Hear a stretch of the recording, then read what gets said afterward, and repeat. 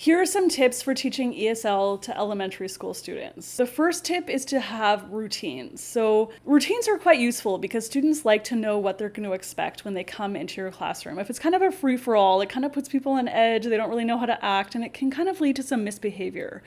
However, if you have some simple routines for such things like how you line up, how you get ready to go home, how you maybe do like a homework or like distribute homework sheets or like little papers around the classroom, even how you ask to go to the bathroom, you put up your hand, you wait for the teacher to acknowledge you. All of those things, if you kind of have some simple routines and students know how to do those things, your classroom is going to go so much more smoothly. All right, the second tip for teaching ESL to elementary students is to have some rules. So I really enjoy rules. I'm a bit of a rule follower in a lot of ways, and I think my classrooms, I like to have rules in my classroom too, so students know what to expect and they know what I expect of them. So some rules that I would have for kids, for example, would be no phones. If they're allowed to bring them to school, I don't really let the students use them in my class.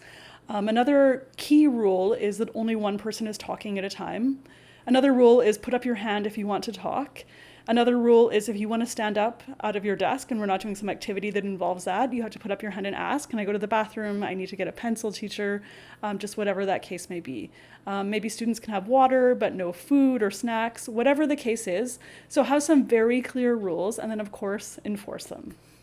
All right, the third tip is to use a variety of activities. So I know routines and rules are kind of important, but it's also important to do a variety of things in your classroom. So don't always do the same old boring thing like play bingo every day or hangman or whatever you're going to do.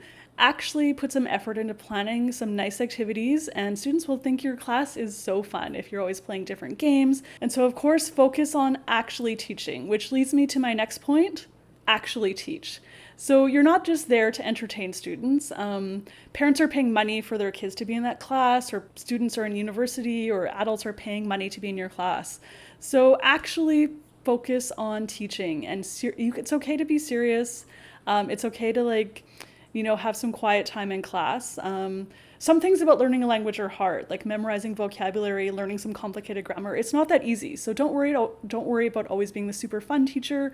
It's okay to kind of be the serious teacher once in a while. And the fifth tip is to use visuals. So I think kids are often kind of visual learners. They like looking at pictures, movies, TV shows, real objects, flashcards, just whatever it is. I like to get visuals. So use some creativity and have some fun with it. All right, if you want some ideas for teaching, please be sure to check out my book, 101 ESL Activities for Kids. And please be sure to hit like, subscribe, and I'll catch you next time.